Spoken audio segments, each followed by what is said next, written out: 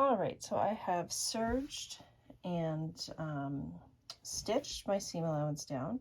So now I'm gonna flip this back so it's to the wrong side. I'm gonna clip my seam allowance just a little bit so it's easier to turn.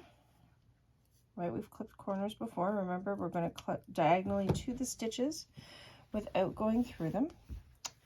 And then I'm just gonna flip this to the wrong side. There we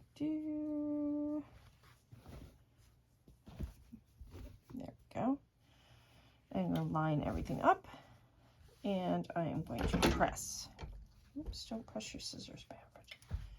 Move those out of the way. I like those ones.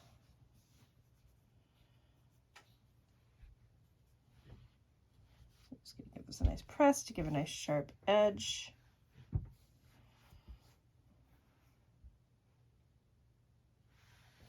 All right.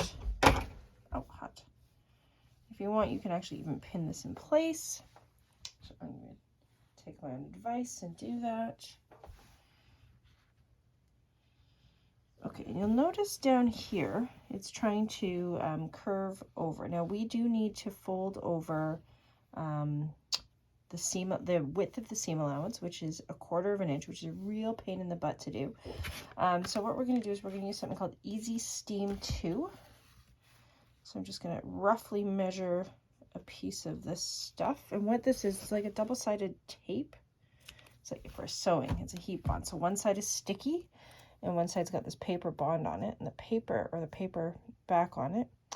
And it's a bit of a pain to get off. I want to cut my nails. So I usually make I sort of bend the paper. I don't know if you can see this. I'm going to bend the paper so it creates a little, words are hard, a little spot for me to pull the paper back off, because that's the hard part. Okay, so I'm ready to do that now.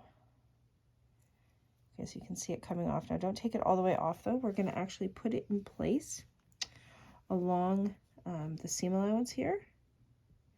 I don't know if you can see that in my video. Not really. I move this up. So all I'm doing is I'm finger pressing it to just below where I stitched, right along the edge there. And now I'm going to peel off the paper backing. Okay,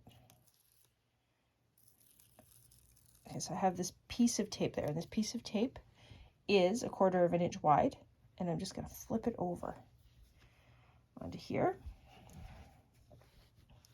And then I'm going to take my iron, my handy dandy trusty iron, and I'm going to press it.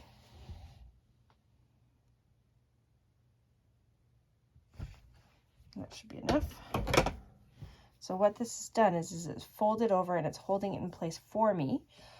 For good measure, I could add a wonder clip if I want, a couple wonder clips if I wanted to. We just need to hold that in place for now while we stitch other parts. So you're going to repeat that on the other side. So the flip, ooh, threads here.